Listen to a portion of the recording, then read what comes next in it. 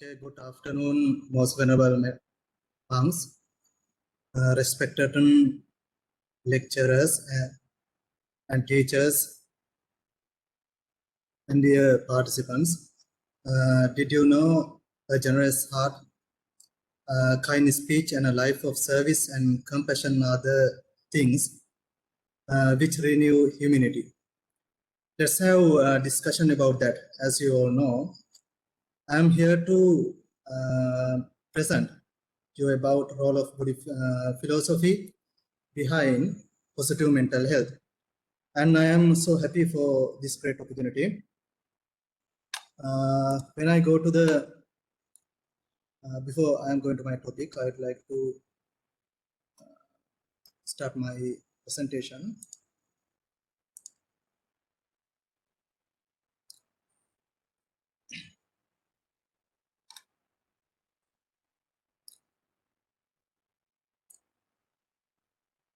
When we consider about the background of Sri Lanka, about youth generation,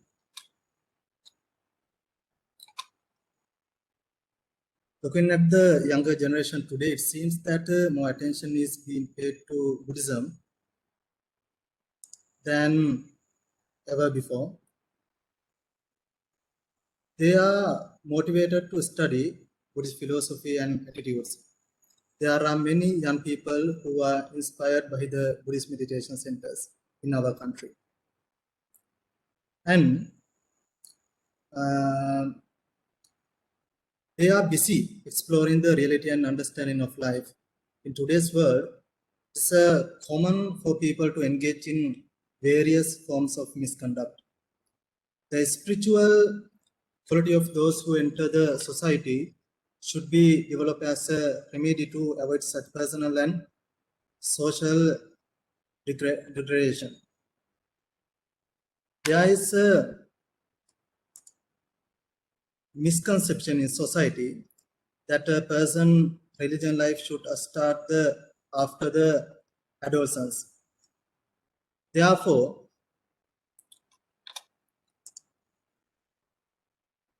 the two words commonly used to refer to the Latin Buddhism. We call it Upasaka and Upasika. If a young man leads a religion life by listening to sermon and cultivating vows, why is the girl upset now that the world is disappointed? He has to hear such sarcastic words from his friends.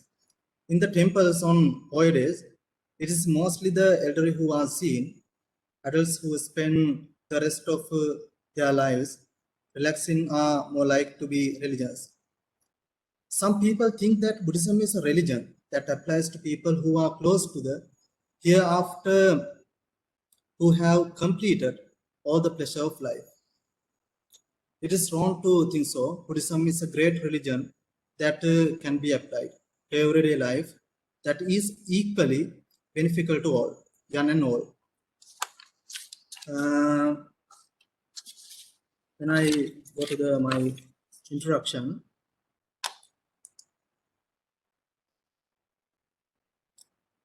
Buddha was the best psychology doctor and the greatest teacher for the happiness, for the betterment, for the well-being, for all of living beings. That is why his teachings are beneficial to everyone equally. If follow his path, anyone can be free from suffering here and after. One day, Buddha explained that all our problems and suffering arise from confused and negative state of mind, and that all our happiness and good fortune arise from peaceful and happiness. Buddha taught methods for gradually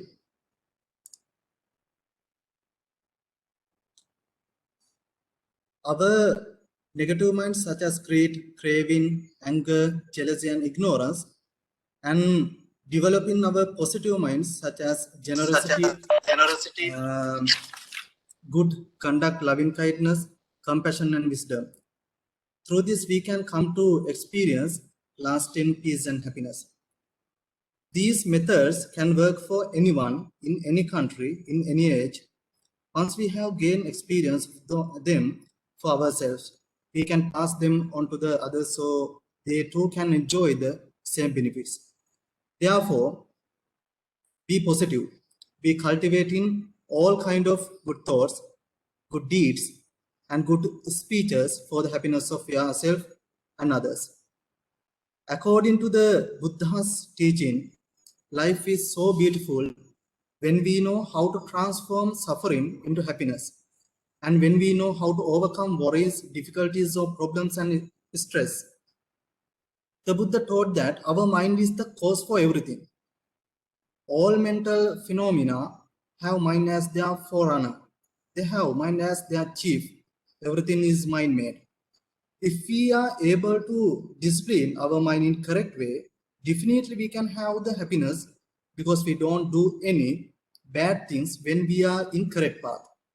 Moreover, our mind is magnet. If we think about the blessings, we attract blessing, and if we think of problems, we will attract problems, and we are stressed by ourselves.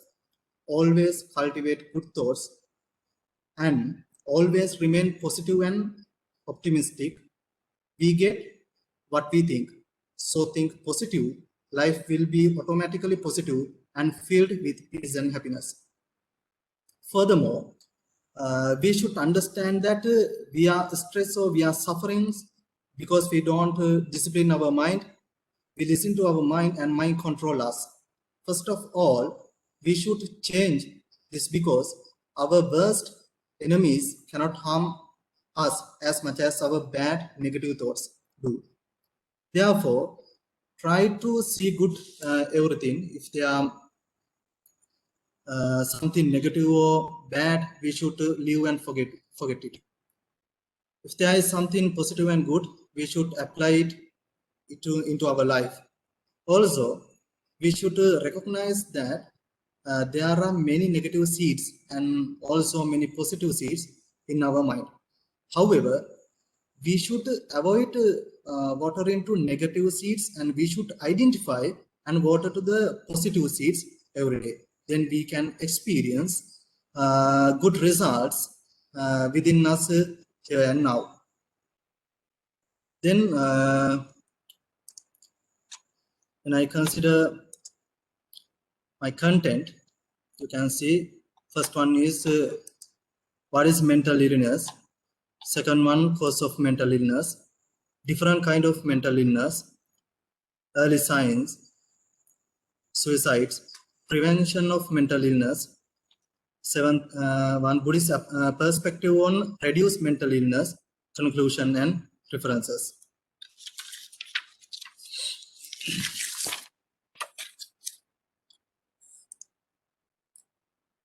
When we consider the facts of biological, we should understand what is the mental illness. We can it has main 4 factors. A brain disorder caused by a chemical change in the brain, change in thinking and emotional perception, and behavioral abnormalities. They are interfacing with their daily activities. This is the introduction, what the biological doctors, students have said. Then when we see the definition, you can World Health Organization said what is the mental health is a state of well-being in which the individual realize his or her own abilities, can cope with the normal stresses of life, can work productively and fruitfully, and it is able to make a contribution to his or her community. Then we can see when we consider about the present society, we can see some different kind of mental illness. Then there are many different type of mental disorders. When we consider common mental illness. You can see anxiety disorders, including panic disorders, depression, and other mood disorders, eating disorders, personality disorders, uh, post-traumatic stress disorders. These are the common mental illness. When we consider what are the common mental illness, we can see depression, anxiety, and personality disorders. After that, I'm going to talk about how to Buddhism introduce mental illness. According to Buddha's word, a mental disorders or mental illness is a psychological or behavioral pattern that occurs in an individual, and it is thought to cause distress or disability that is not expected as part of normal development or culture. Buddhism recognizes two kinds of illness: illness of the body and illness of the mind.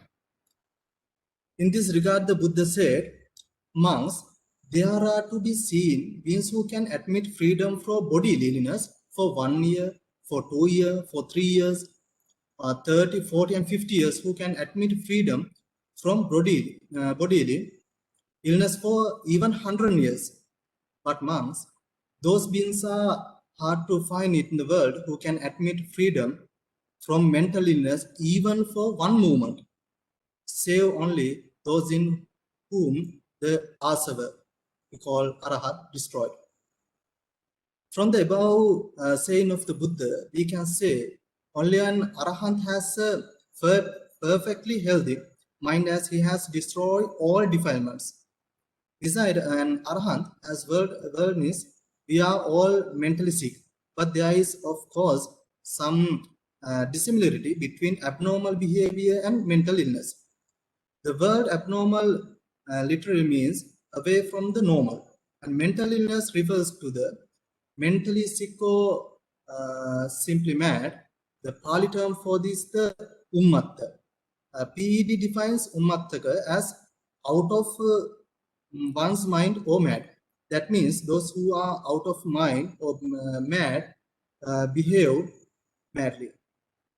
A Pali commentator described the nature of mental patients like this: those who are seized with mental pain, however, tear their hair and thumb, they are twisted, and they throw themselves over cliffs, use the knife, straw, poison, and hand themselves with the ropes into the fires. Early Buddhism also recognized various types of abnormal behavior. An analysis of Buddhist doctrines gives a clear picture of different types of abnormal behavior among individuals. For instance, Devadatta, Ajasatta, Angulimala are the example for psychopaths. Patachara and Kisa Gautami are the example of psychotics, and so on. In the Jataka stories too, we find various types of abnormal behavior described. We can see Kamummada, Kodummada, Darshanummada, Mohummada, Yakummada, Pitummada, Surummada, yes. Then, when we consider biological reasons for mental illness, we can see infection and illness directly injured to the brain, drug abuse, poor nutrient environments, characteristic by broken homes, violence in homes and the community, wars and disasters, change in brain chemicals. According to the data from World Health Organization member countries, some of the common diseases are as follows. At least in every your families has a high probability of being mental disorders. When we consider as globally. When we consider depression, 300 million globally, anxiety 275 million globally, and BAD 4 million globally, and schizophrenia 21 million globally. Suicide, 8 lakh people die, one death every 40 seconds. Second leading cause of death among 15 to 29 years old globally.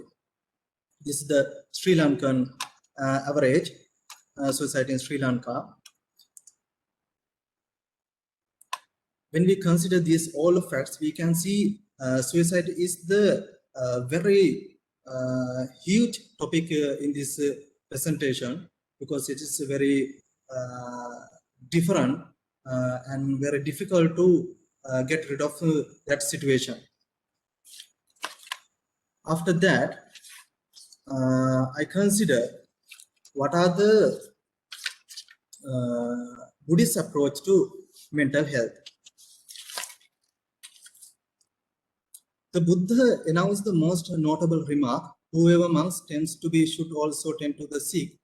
He is known as a supreme physician of human beings. His Dhamma is equal with the great healing power. At many occasions, he claimed himself as an inseparable doctor and surgeon. Anuttaro Bisakko Sallakatto. The Buddha himself declared that he is compared to a physician who pulls out a poison arrow from wounded person. The patient at first experience a version of suffering, healing process can begin. The Buddha explained that, this analogy. The wound represents the six inner sense field. The poison represents ignorance. The arrow is craving. The surgeon's knife symbolizes poor insight. The surgeon's problem represent mindfulness, and the physician and surgeon is the Tathagata himself. The above saying, the Buddha demonstrated his approach to health as a skilled physician and surgeon. And there is the story of Gisa Gotami and mustard seed, which also illustrates the Buddha as a skilled healer. In the Buddhist scriptures, there are several other stories where the Buddha applied his relations therapy quite successfully.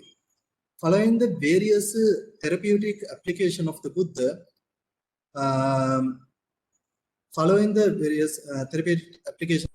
not only Kisa Gotami, but also Patachara, Angulimala, the many more individuals not only regain their mental health, but also attain arhatship also. After that, now I am going to my presentation side to introduce what's the suicide.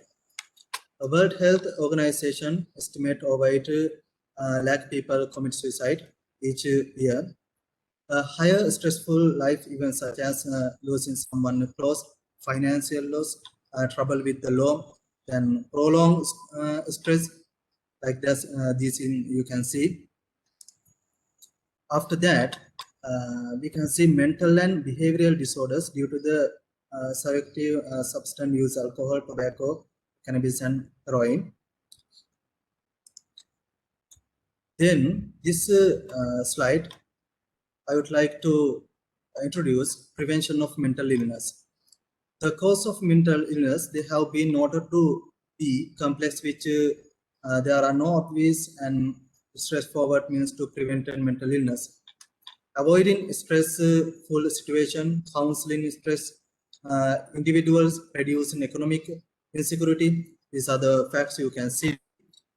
After that, I go next slide. This is my main topic, Buddhist perspective on reduced mental illness. After that, we can see Buddhism, how to get help from the counselings. We can summarize the meaning of mental illness in Buddhism. Fellows, my slide changing very fast because I want limited time. After that, Buddhism applied the current mental problems, We can see mind and mental factors in Buddhism, DSM and Buddhist Gathare stories, empathy and Buddhist psychotherapy, psychoanalytic technique and Buddhist psychotherapy, and CPT and Buddhist approach, Buddhist meditation. These are the best things in the Buddhist counseling. After that, I'm going to talk about what's the Buddhist counseling. We can see 4 groups: individual counseling, group counseling, family counseling, pre-marriage counseling. After that, I can see some stories also for the psychology situation. According to the Buddha's teaching, when people suffer from psychological problems, they tend to get from a counselor. Buddha was the great counselor. His techniques can use in present society also. Technology and science have acquired great development in present world. With the development of new technology and science, human life have become a machinery life. They all are now in great competition. With the competition, one day they fed up. Their mind is full with stress due to the problems. At that time, they need a counselor to guide him in right way. Buddhist teaching must understand as psychological therapy. It helps to cure the mental illness, and it is very important to achieve peace in the mind. Western psychologists, when start to study and research about counseling psychology, they understood usage of Buddhist teaching to it. Buddha have used many therapies which modern psychologists use today. According to Pali Canon, we can see the Buddha counsel to individual person, group of people, the family members such as husband, wife, and children, Buddha mostly guide the kings, householders in the right way of life. Mostly, the Buddha counsel to the king Kosala, Buddhist counseling system for the prevention the problems before they turn into the nasty conflict. In Buddhism, can see good solution for the problem also. Buddhist counseling try to eradicate root of the problem and cure it permanently.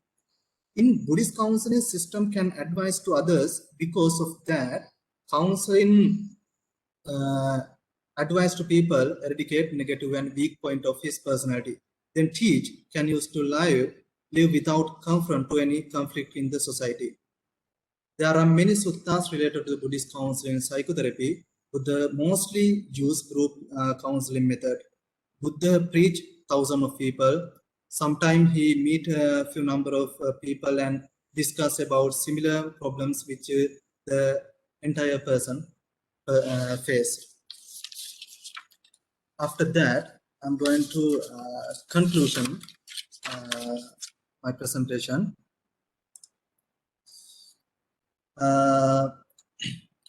What we can foregoing explanation in the every Buddhist approach to mental therapy is included in 2 methods to therapy: cognitive therapy and behavioral therapy. Mindfulness meditation is one cognitive approach in Buddhism. Even though there are various approaches of Buddhist mental therapy, the ultimate cure lies in meditation, in other words, in mindfulness practice. From the Buddhist point of view, becoming free from mental defilements or illness is not under the authority of any god or creator, but just lies within oneself. We ourselves are the creator of mental defilements with regards to the point the Buddha said, like this. By oneself indeed is evil done, by oneself is one defiled. By oneself is evil left undone, by oneself indeed is one purified. Purity and impurity depend on oneself. No one can purity another. By delivering the above mentioned verse, the Buddha prescribed for us the greatest therapeutic formula. He emphasized for us to take a refuge in ourselves, to practice his teachings in order to purify our mind from mental impurities. Again and again, he reminds us that we are all sick and therefore we should diligently take the medicine to be healed. It is true that illness cannot be avoided. Instead of trying to avoid illness, we should understand it so that we will be able to cure it and finally eradicate it. The teaching of the Buddha not only upgrades our health but also completely eradicate the defilements. The complete eradication of defilements refers to final liberation from dukkha, which is nibbana. In truth, as human beings, it is easy to give into the negative emotion of the anger and anxiety and jealousy. In turn, it often common to experience referred body and pain and feel our toxic emotion through bodily pains that won't go away. So to overcome this type of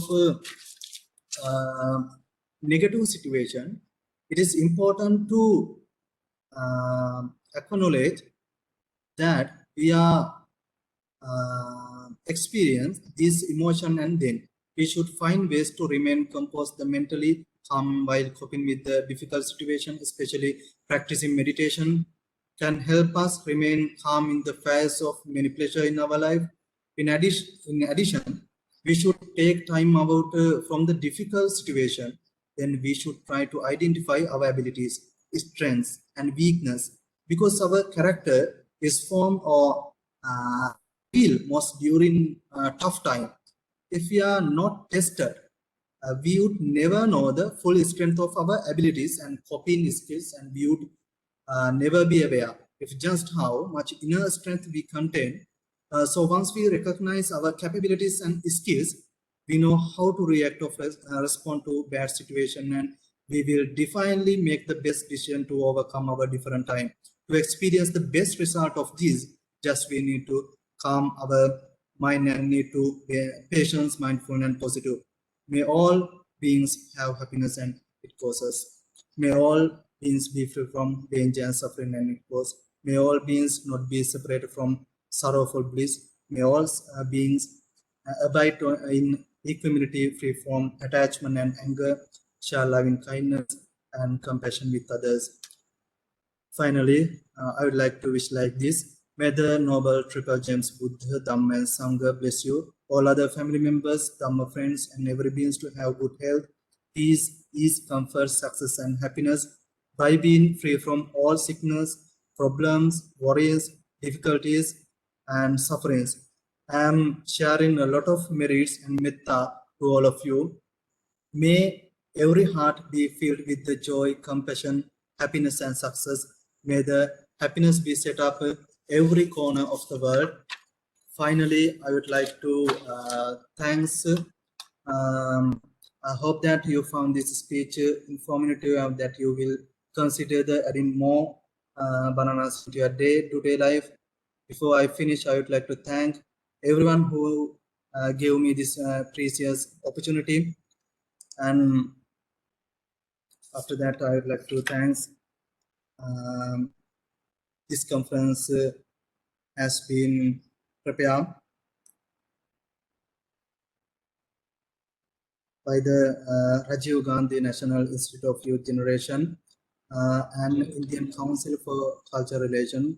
They give me this best opportunity for my life, and not only that, but also I join with because this temple, because chief incumbent of Paramadhamma Chaitya Mahapirivena, the chief incumbent of Pirivena, our most venerable Dr. Mighty P.V. Thero and other all of monks. Thank you for your attention. Thank you. Yeah, thank you, Venerable Gathare Chandananda Thero.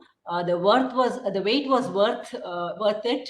Your excellent presentation on Buddhist approach to mental well-being was really wonderful to listen to us, and very, very, very valuable.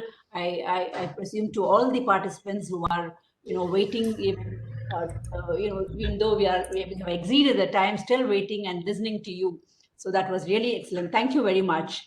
Now, as we had mentioned, we would like to throw the floor open for any questions. We have a few questions in the chat box, but we would like the participants who are present there to unmute your mic and ask the questions directly to the resource persons who are present. Actually, Professor Sarao has left because he has an important meeting, and he has left his mobile number and his email ID for any questions or related to his session. But we have Venerable Gathare Chandananda Thero and Professor Hridaya Ratna Bajacharya are available with us. So we would request the participants to unmute their mics and ask the query related to the topics presented by Professor Gathare Chandananda Gero and Professor Hridaya Ratna Bajacharya.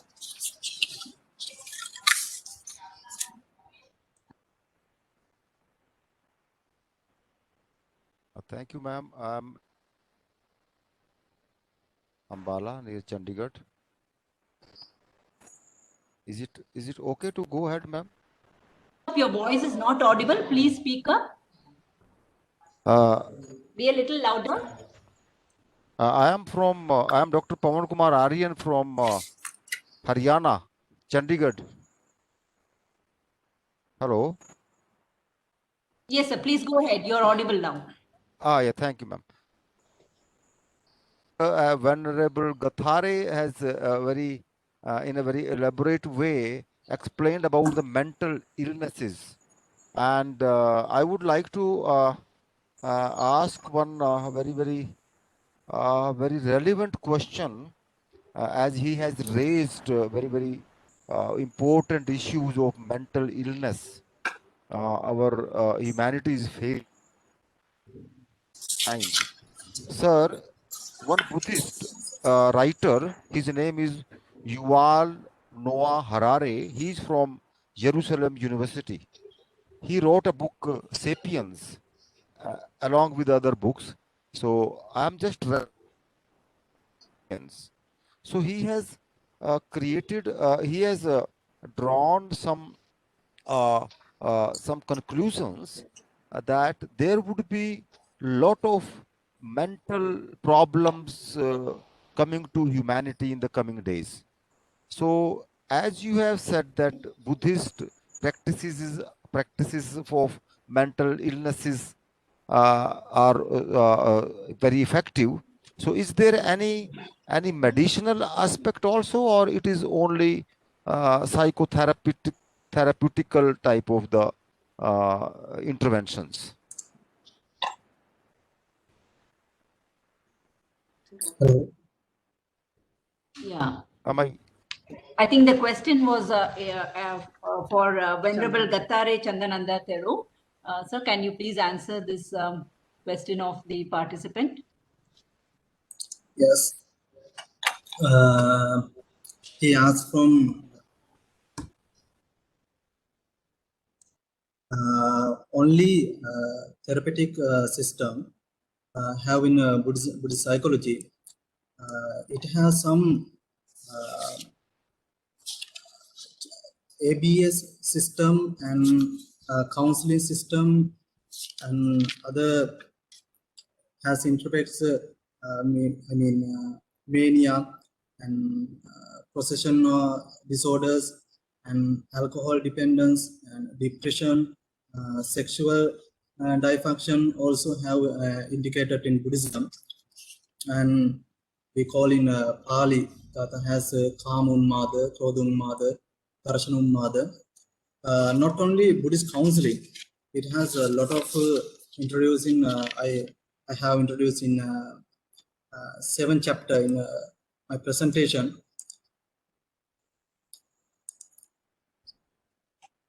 These are the things, and DSM and Buddhist Jataka stories, and empathy in Buddhist psychotherapy, psychoanalytic technique and Buddhist psychotherapy, and therapy and Buddhist psychotherapy, and CBT and Buddhist approach. Among these factors, as I think Buddhist meditation and Buddhist psychotherapy is the best things, because it is attached to anyone's life. When we consider of some Jataka stories also, I remember Markandeya Sutta. He has introduced like that, then you can get idea. Kama has been compared as painful to the touch. The snake's head. It is the Magadhya Sutta, very hot and scorching. In the Potaliya Sutta, Patalya Sutta, the other synonyms of Kama found in the scripture as follows: Kama as a snacker, Kama as a craving, Kama as a ogre, Kama as a yoga, Kama as a grasping, Upadana, Kama as hindrance, Kama as defilements, Kama as fetter, Kama as latent defilements. Then we can see that different kind of immoral categories in Buddhism. When we consider now Buddhist stories related to the Buddhist psychotherapy, I give some example for the more. When we consider Angulimala's story, Buddha used introspection therapy for Angulimala. Buddha said to Angulimala, I am already stopped. Now you should stop. Then he tend to understand about him. Then he knew where went wrong with him and recorrected it. Then when we consider Patachara's story, we can see when Buddha met Patachara, Buddha used reality therapy. Buddha showed the reality of the world cannot change, and every person has to confront similar sorrowful incident day by day. Then Buddha tend her to understand about the inside of her. It called the introspection therapy in Buddhism. I give another example. When we consider Angulimala's story, Buddha introspection therapy for Angulimala. Buddha said to Angulimala, I am already stopped, now you stop, like that. Then Buddha similarly raised troublesome wisdom, slowing these own therapies. Those all methods are in modern Western counseling psychology also used. Then it is similar to Buddhist counseling. Thank you.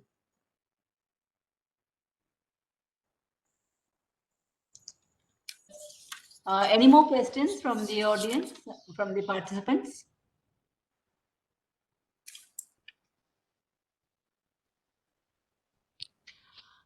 If there are no questions, okay. Please introduce yourself and ask the question.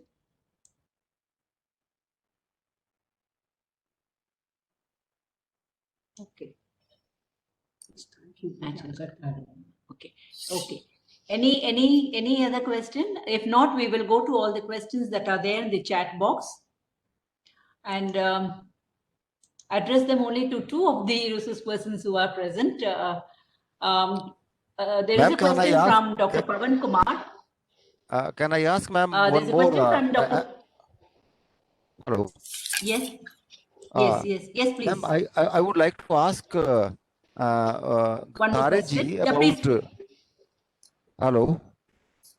Oh, yes. Please go ahead, sir. Please go ahead. Thank you, sir. You have explained my previous question in a very relevant way, and I am so happy. Sir, please enlighten us regarding the this meditation, Buddhist meditation. Yes. Because I read about the story of Yuval Harari. Every day he practices 2 hours of meditation. Is it? Would you please enlighten us about that and help us to follow this path of meditation? Okay.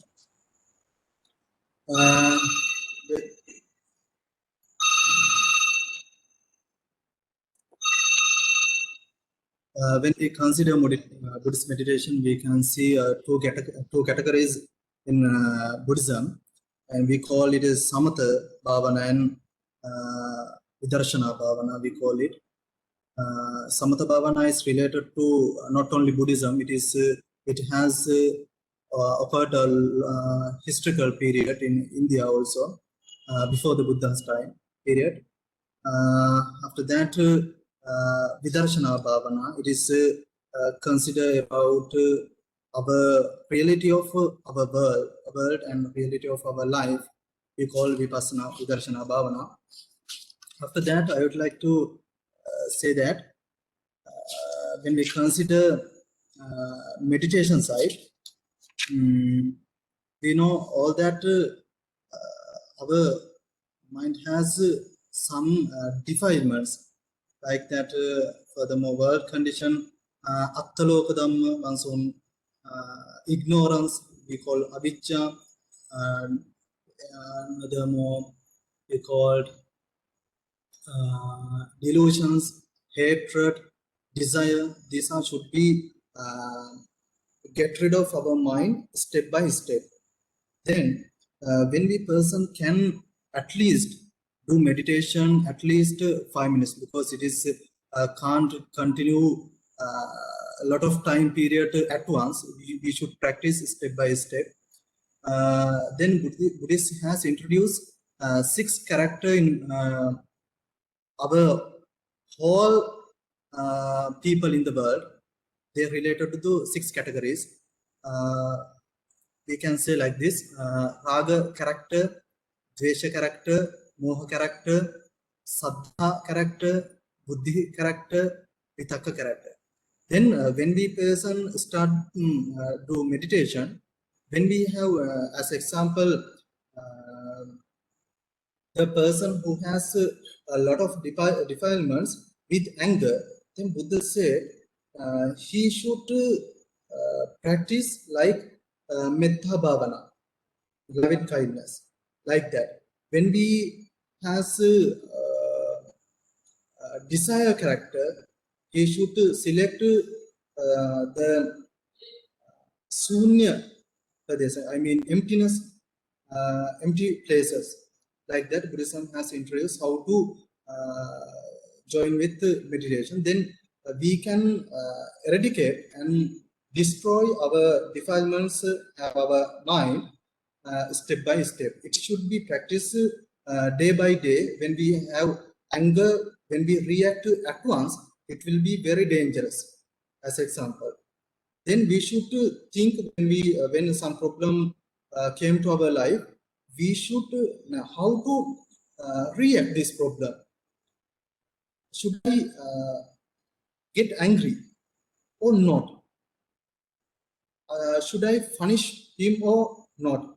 Should I harm or not? Like that, we can think like that.